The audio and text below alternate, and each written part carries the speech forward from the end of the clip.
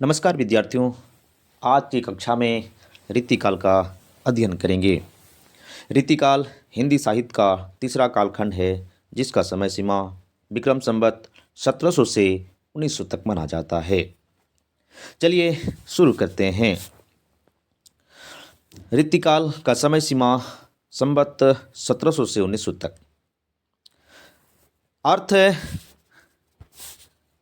रीति का सामान्य अर्थ मार्ग, सिद्धांत, नियम, पद्धति, काव्य रूप आदि है। हाँ, यानी रीति अर्थात मार्ग, सिद्धांत, नियम, पद्धति, काव्य रूप। जो रीति का सामान्य अर्थ है, यानी रीति यानी सिद्धांत, परंपरा। जो संस्कृत साहित्य में रीति का सिद्धांत था, वही सिद्धांत हिंदी साहित्य के रीति काल में देखने को मिलता है। रीति में काव्यांगों का विशेष रूप से चर्चा की जाती है। काव्यांग के अंतर्गत रस, छंद, अलंकार, नायिका भेद, काव्य गुण, काव्य प्रयोजन आदि का प्रयोग होता है। काव्यांग रस, छंद, अलंकार, नायिका भेद आदि। रीतिकाल के प्राय कवि आश्रयदाता का गुणगान करते थे।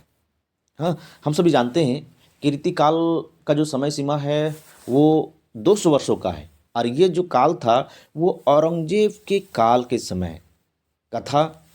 यानी कि उस समय के जितने भी राजा या बादशाह होते थे वो विलासी प्रवृत्ति थे, और उस समय के कवि जो हुआ करते थे राजाओं को प्रसन्न करने के लिए, राजाओं को उत्साह बढ़ाने के लिए जो कविता लिखा करते थे, और प्रायः किसी न किसी राजा या बादशाह में रह करके कवि अपना काव्य रचना क्या करते थे। इसीलिए प्रायः कवि जो है आश्रयदाता हुआ करते थे।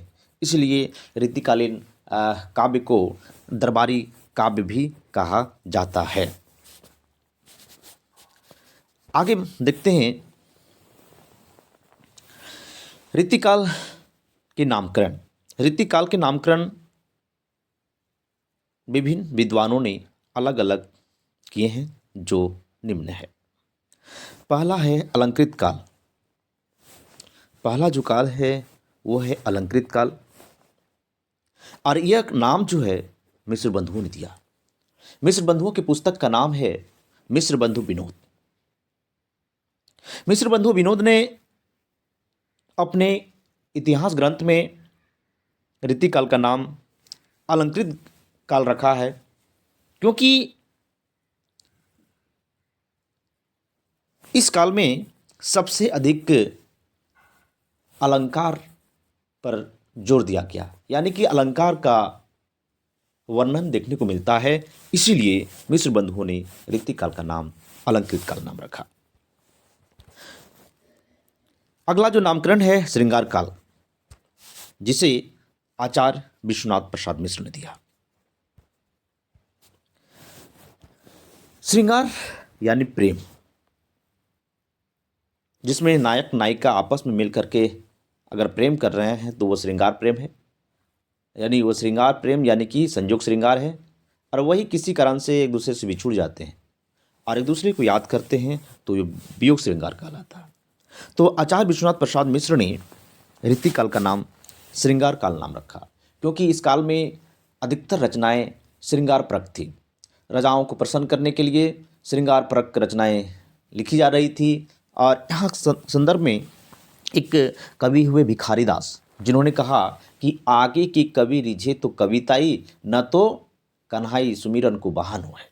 यानी कि जो कविता लिखें, अगर वो राजा को पसंद आ गया तो कविता बन गई, अगर नहीं पसंद आया तो वो राधा और कृष्ण की सुमिरन हो गई, ऐसा कहा गया है। अब बात करते हैं अगला नामकरण कलाकाल, जिसे डॉक्टर रमाशंकर शुक्ल रसाल ने दिया।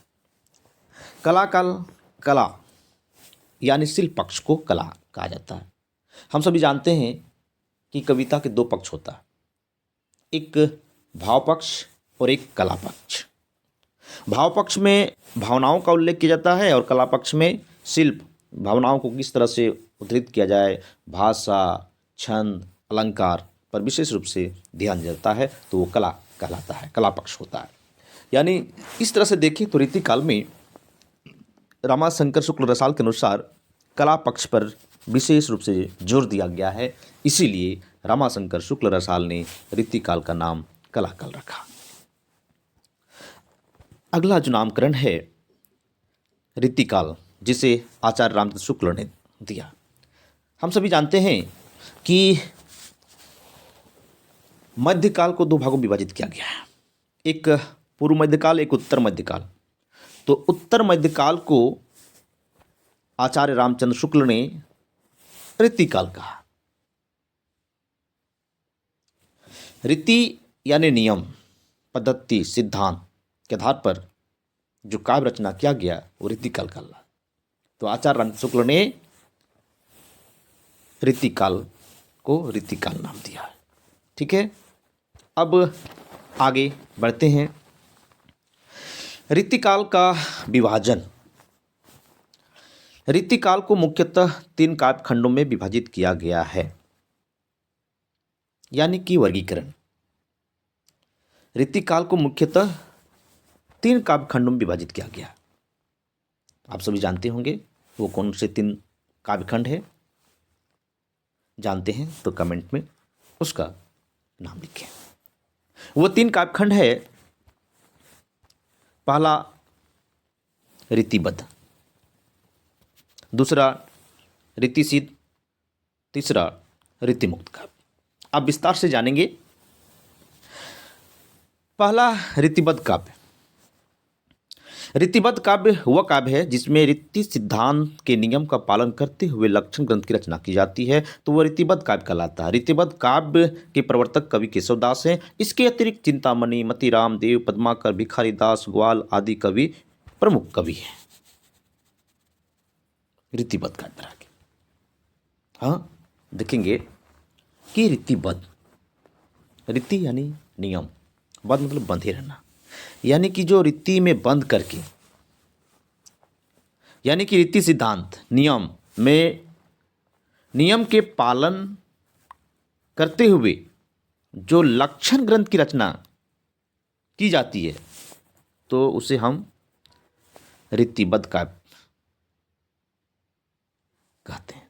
ठीक है, तो रीतिबद्ध काव्य के प्रवर्तक कवि कौन है? केशवदास।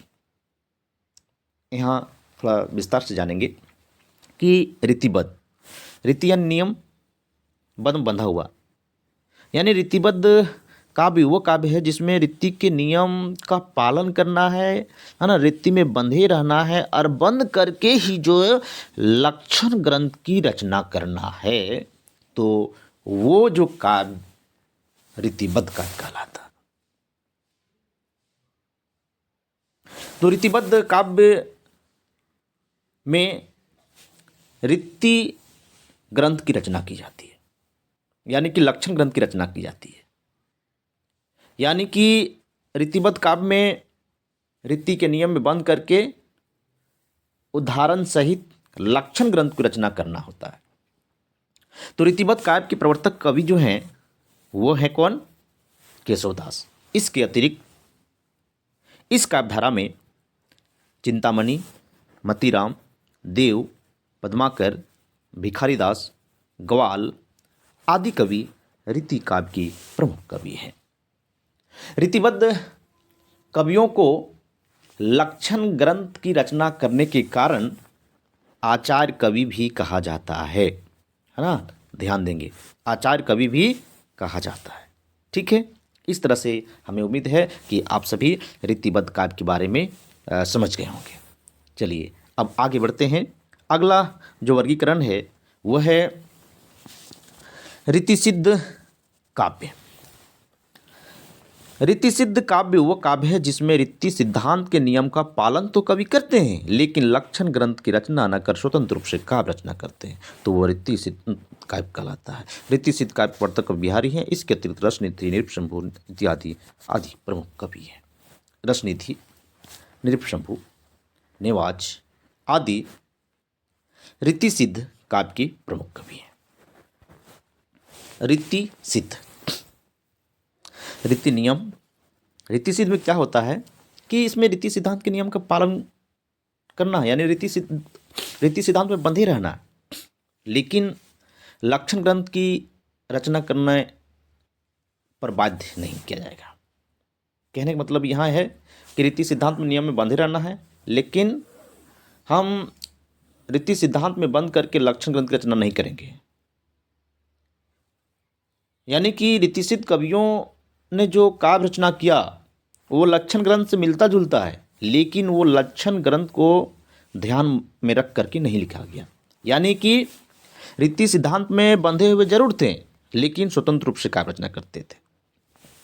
यानी कि नियम का पालन तो कवि करते हैं, लेकिन लक्षण ग्रंथ की रचना न कर स्वतंत्र रूप से काव्य रचना करते हैं, तो वो जो कवि यानी कि वो जो काव्य क्या कहलाता है? रीति सिद्ध काव्य कहलाता है। तो रीति सिद्ध काव्य का प्रवर्तक कवि कौन है? बिहारी है। इसके अतिरिक्त इस काव्य धारा में रसनिधि, नृपशंभु, नेवाज आदि कवि आते हैं। तो इस तरह से आप सभी जान गए होंगे कि रीति सिद्ध काव्य वो काव्य है जिसमें रीति सिद्धांत के नियम का पालन तो कवि करते हैं, लेकिन लक्षण ग्रंथ की रचना नहीं करते हैं, बल्कि वो स्वतंत्र रूप से काव्य रचना करते हैं। तो वो काव्य क्या कहलाता है? रीति सिद्ध काव्य कहलाता है। रीति सिद्ध काव्य का प्रवर्तक कवि कौन है? बिहारी हैं। इसके अतिरिक्त इस काव्यधारा के अंतर्गत कौन कौन कवि आते हैं? रसनिधि, नृपशंभु, नेवाज, है ना। और इस तरह से हम आप सभी समझ गए होंगे रीति सिद्ध काव्य के बारे में। अब आगे रीति मुक्त का अध्ययन करते हैं। रीति मुक्त काव्य, रीति मुक्त काव्य वो काव्य है जिसमें न तो रीति सिद्धांत के नियम का पालन किया जाता है और न ही लक्षण ग्रंथ की रचना की जाती है, बल्कि इस काव्य में कवि स्वतंत्र रूप से काव्य रचना करते हैं, तो वो काव्य रीति काव्य कहलाता है। इस काव्य के प्रवर्तक कवि घनानंद है। इसके अतिरिक्त ठाकुर, बोधा, आलम, द्विजदेव आदि प्रमुख कवि हैं। ध्यान देंगे कि रीति मुक्त काव्य वो काव्य है जिसमें न तो रीति सिद्धांत के नियम का पालन किया जाता है और न ही लक्षण ग्रंथ की रचना की जाती है, बल्कि इस काव्य में कवि स्वतंत्र रूप से काव्य रचना करते हैं। तो वो काव्य क्या कहलाता है? रीति मुक्त काव्य कहलाता है। यानी स्वतंत्र रूप से काव्य रचना करने के कारण रीति मुक्त काव्य को स्वच्छंद काव्यधारा भी कहा जाता है। यानी कि इसमें क्या है कि पूरी तरह से स्वच्छंद होकर के काव्य रचना किया गया, न तो रीति सिद्धांत के नियम का पालन किया गया और न ही लक्षण ग्रंथ को ध्यान में रखा गया, है ना। यानी कि पूरी तरह से स्वतंत्र रूप से काव्य रचना इस काव्यधारा के कवियों ने किया, इसीलिए इस काव्य रीति मुक्त काव्य कहलाया। इस काव्य के प्रवर्तक जो कवि हैं वो कौन है? घनानंद है। इसके अतिरिक्त ठाकुर, बोधा, आलम, द्विजदेव आदि प्रमुख कवि हैं। रीति मुक्त काव्य के प्रायः कवि वियोग श्रृंगार की रचना की है। रीति मुक्त काव्य के प्रवर्तक जो कवि हैं घनानंद के बारे में कहा जाता है कि वो दिल्ली के बादशाह मोहम्मद सारंगीला के दरबार में रहा करते थे और उसके वो मीर मुंशी थे, और उन्हीं के दरबार में एक वेश्या थी जिसका नाम था सुजान से घनानंद का प्रेम था। कहा जाता है कि चूँकि घनानंद संगीतज्ञ थे तो उनके अन्य जो कलीग थे उनसे ईर्ष्या करते थे। तो एक दिन की बात है कि बादशाह से शिकायत करते हैं। शिकायत क्या, मतलब कि घरानंद के बारे में कहते हैं कि वो बहुत अच्छा गाते हैं, उनको एक दिन सभा में गाने के लिए बुलाया जाए। तो राजा जब बुलाते हैं तो घरानंद गाने के लिए नहीं आता है। तब उनसे जो जलन करते थे उनको और मौका मिल जाता है। कहता है बादशाह यानी कि हुजूर, ये ऐसे नहीं आएगा, जब इसकी प्रेमिका सुजान से कहलवाओगे तब वो आएंगे। और इस तरह से जब सुजान के कहने पर घरानंद सभा में जाते हैं और इतने तन्मय से गीत गाते हैं। लेकिन एक बात यह है कि जिधर उसकी प्रेमिका थी उधर मुँह किया और राजा की ओर पीट करके गया। राजा भी खुश हो गए, उसके संगीत से सभा भी पूरा एकदम मंत्रमुग्ध हो गए। लेकिन राजा को एक बात अच्छा नहीं लगा, यानी कि उनको अपमान सहना पड़ा। इसीलिए घरानंद को राज दरबार से निष्कासित कर देता है।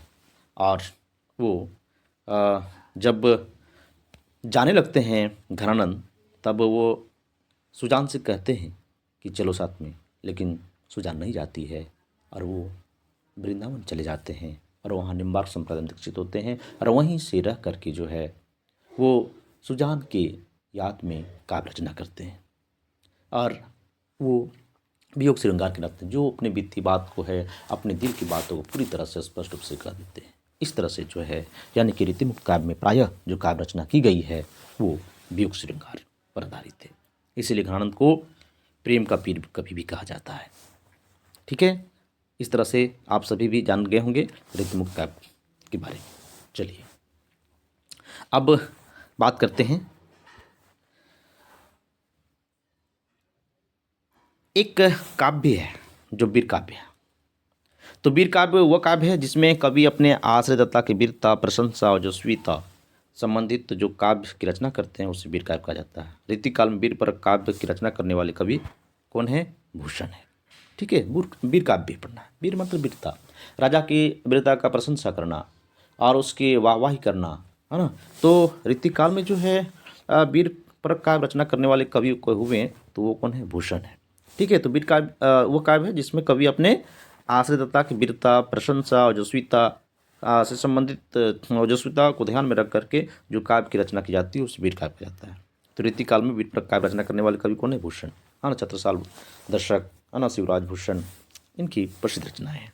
ठीक है, तो इस तरह से इसका संक्षिप्त में जान गए। आज इस तरह से हमें उम्मीद है कि आप सभी रीतिकाल का सामान्य परिचय जान गए होंगे। इसके अंतर्गत रीतिकाल का परिचय, रीतिकाल का नामकरण और रीतिकाल का वर्गीकरण को आप सभी अच्छे से जान गए होंगे। धन्यवाद, फिर मिलेंगे। ओके।